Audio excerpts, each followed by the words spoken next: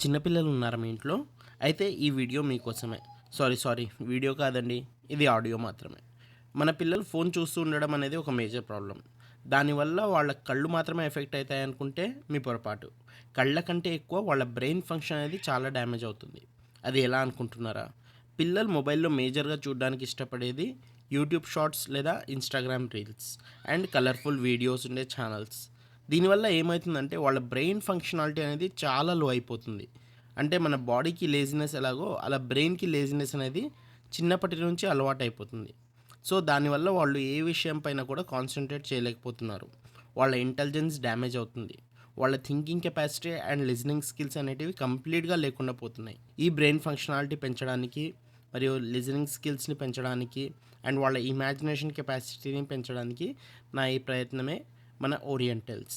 ఈ ఛానల్‌లో మనం ఏం చేస్తామంటే చిన్న పిల్లలకి స్టోరీస్ చెప్తాము.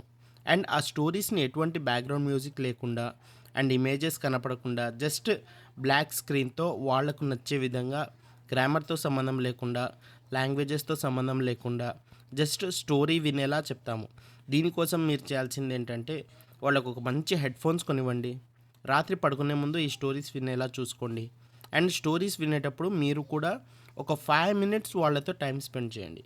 మీరు ఫోన్ చూసుకుంటూ అలా కాకుండా జస్ట్ వాళ్ళ కోసమే ఒక 5 మినిట్స్ స్పెండ్ చేయండి.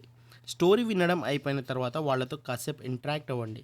దాని ద్వారా వాళ్ళ ఇంటరాక్టింగ్ స్కిల్స్ కూడా పెరుగుతాయి. ఈ స్టోరీస్‌ని 2 కేటగిరీస్‌గా డివైడ్ చేశాము. ఒకటి 1-5 ఇయర్స్ అండ్ ఇంకోటి 6-10 ఇయర్స్. సో, ఏ ఏజ్ వాళ్ళకి ఆ ఏజ్ స్టోరీస్‌ని పెట్టి వినిపించండి. మా ఈ స్టోరీసే కాదండి.